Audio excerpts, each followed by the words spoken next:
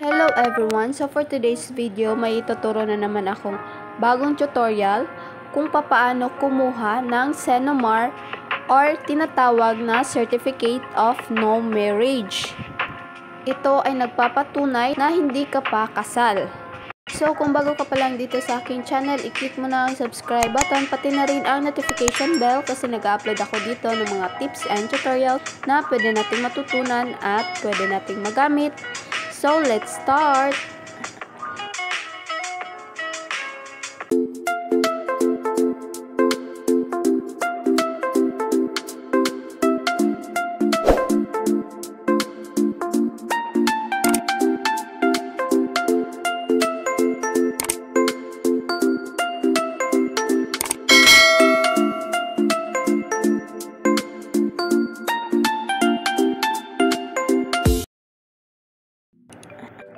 So, ang una nating gagawin ay pumunta muna tayo sa ating browser at i-type natin dito ang psahelpline.ph.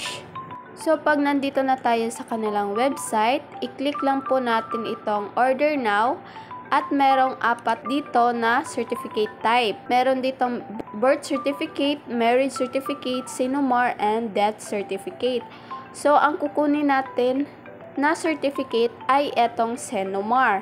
So, i-click lang po natin itong Senomar and then i-check lang po natin itong I accept the terms and condition and privacy policy and etong consent, then click continue. So, meron nakalagay dito, you are requesting for your own Senomar or for someone else. So, ibig sabihin nito, pwede tayong kumuha ng Senomar para sa ating sarili at pwede ding kumuha tayo ng Senomar para sa ibang tao. So, kung magre-request tayo ng ating Senomar, ito po yung mga kailangan nating fill upan na mga details or information para makapag-process tayo ng ating Senomar. So, sa video na ito, kukunin natin ang Senomar para sa ating sarili. So, i-click lang natin itong for my own Senomar and then click continue. So, ito po yung first step.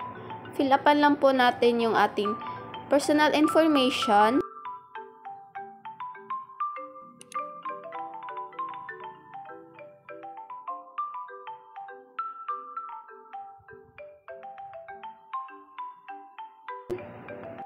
Then, dito, merong nakalagay ID type. Ito po yung kailangan natin para makuha yung ating Certificate of No Marriage. Then, click continue. After that, dito naman tayo sa step number 2.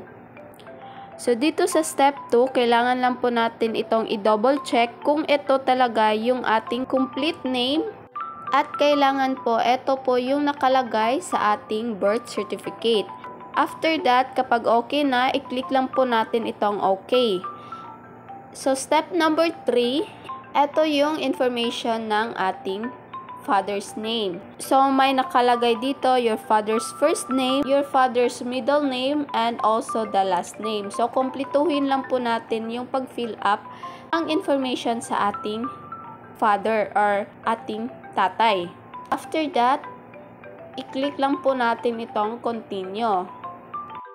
So, step number 4, ito yung details ng mama mo. So, ilalagay lang natin dito yung mother's maiden first name, middle name, and also maiden last name. So, ibig sabihin ng maiden name, pangalan ng mama mo nung siya ay hindi pa kasal. After that, i-click lang po natin itong continue. So, step number 5, ilalagay natin dito kung saan tayo ipinanganak. So, ilalagay natin yung birth country, Philippines, your birth province, kung saang probinsya ka ipinanganak, and also your municipality, kung saang munisipyo ka ipinanganak. After that, i-click lang po natin itong continue. Then, step number 6, ilalagay natin or isa-select natin kung ano ang purpose ng ating pag-request ng Senomar or Certificate of No Marriage. Meron ditong travel for school requirements, local employments, foreign employments, marriage, claim, benefits, loans, late registration, and others. Kapag wala dito yung pagpipilian mo. Sa pag-request ng Sinomar, pwede mong i-click ang others at ilagay mo ang reason kung bakit ka nag-request ng Sinomar.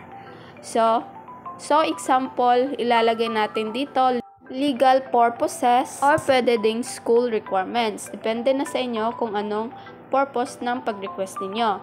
After that, i-click lang po natin itong continue. Dito naman sa step number 7, pinapalagay na niya kung ipipick up or i-deliver yung ating Sinomar. So kapag door-to-door delivery, ilalagay po natin yung exact location, house number, street, subdivision, building name, delivery province, municipality. Yung barangay, yung zip code natin, andito sa baba, ilalagay natin yung mobile number para makontak tayo ni delivery rider kapag i-deliver na yung ating Sinomar. And also, email address. Ilalagay natin dito yung ating email address. After that, i-click lang po natin itong continue. So, ayan, ito po yung ating kabuuang details ng ating Sinomar. Make sure lang po na ito po talaga ay kumpleto at correct spelling. And also make sure na complete details. At also make sure na i-double check natin kung sakto yung mga details na nakalagay dito. So, ang 1 copy is equivalent of 420 pesos. So, ito yung mababayaran natin kapag kukuha tayo ng Sinomar. So, kung gusto natin ng 2 copies, magiging mataas yung price ng ating Sinomar. So, reminders lang po na kailangan talaga ikaw mismo yung mag-claim ng iyong Sinomar, and also dapat i-represent mo yung ID na inilagay mo sa iyong information. Then, i-click lang po natin itong I confirm and click continue. So, pwede po tayong magbayad via credit card, GCash, Paymaya, and bayad online. So, ang pipiliin ko ay itong GCash. So, ilalagay lang po natin itong ating GCash number and then i-click lang po natin itong next. So, ayan, magbibigay sila ng code sa iyong mobile number at ilalagay lang po natin dito. Then, click next and then i-enter lang po natin yung ating code sa GCash. Then, next and cash. Then, next and pay. Then, maghihintay lang po tayo ng 3 to 8 working days para ma-deliver yung ating Sinomar or Certificate of No Marriage. So, dito na lang po nagtatapos yung ating video. Sana ay may natutunan kayo. So, kung nagustuhan nyo ang aking video, please don't forget to like, share, comment, and subscribe for more tips and tutorials. Thank you for watching. God bless and bye-bye!